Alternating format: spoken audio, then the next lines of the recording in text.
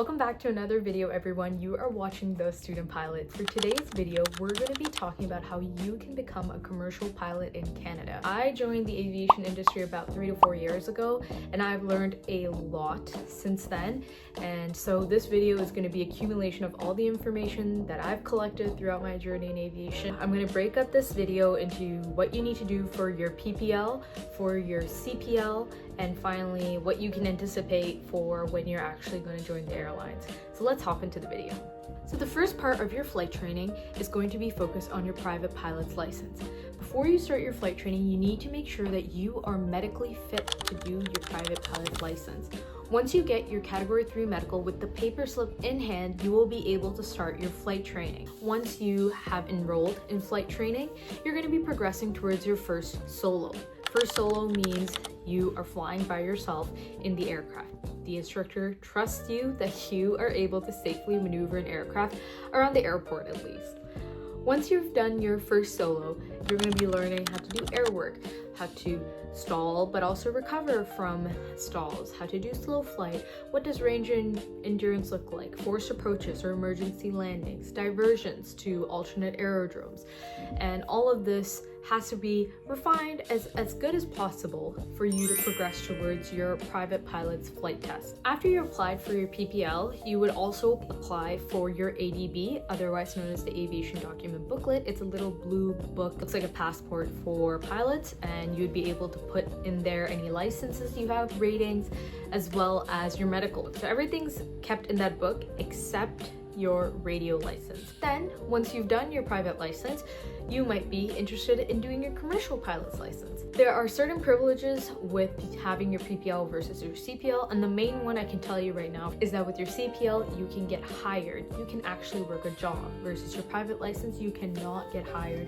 to fly anyone or work with a company, for example, if that's what you wanted. But you can take up passengers, friends, family, and so forth. There's going to be a couple new things that you learn when it comes to your CPL, like how to put the aircraft into a spin and recover from it.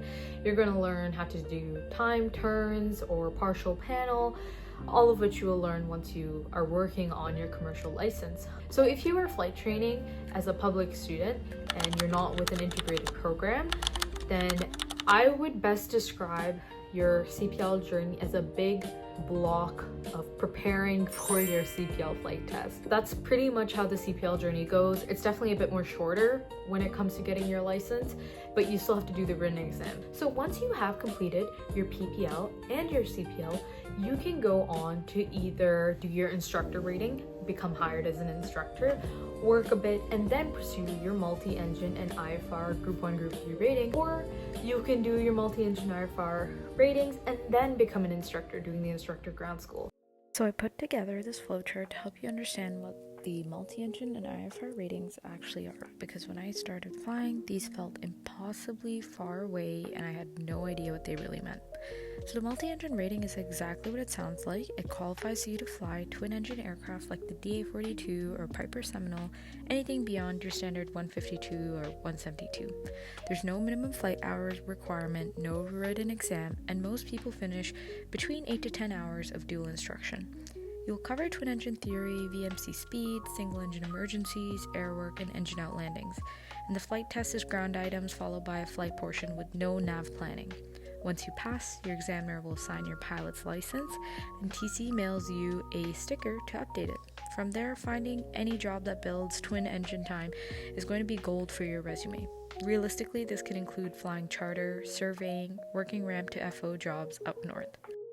Then you might choose to do your IFR rating, which lets you fly in non-visual conditions, low ceilings, reduced visibility, the full charts and approaches world.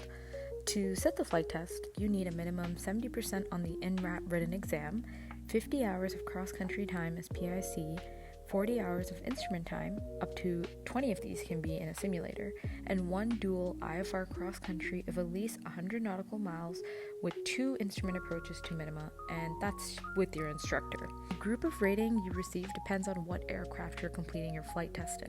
So Group 1 is multi-engine, Group 2 is centerline thrust aircraft only, and Group 3 is single-engine.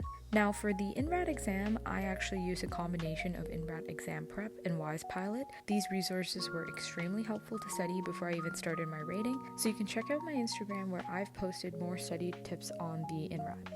The IFR flight test is genuinely a step up in difficulty. It's a lot of new information, approach plates, holds, missed approaches, unlike your PPL or CPL where a lot of the content builds on itself. If you can land a job flying twin IFR, those hours are incredibly valuable, but realistically that's a tough path to even break into early on, so that's why a lot of people pivot to flight instructing on singles first. And if you ever want to instruct on the twins specifically, you'll need 50 hours of multi-engine time to hold that privilege as a flight instructor. To earn your ATPL, there are a few key requirements you can start working toward right now. You'll need 1,500 hours total flight time with a minimum of 750 hours to even apply. You'll also need at least 25 hours of PIC night cross-country time. On the ground school side, there are 3 written exams, SAMRA, SARON, and the IATRA, which you'll each need a minimum of 70% to pass. While this isn't an exhaustive list of what you need for your ATPL, these are some big milestones to keep in mind as you build your hours right now. I hope that you guys all enjoyed this video and it has brought some clarity to what you can expect in your flight training. This video was just a quick rundown. If you have any more in-depth questions, please feel free to reach out through the comments and I'll be happy to answer.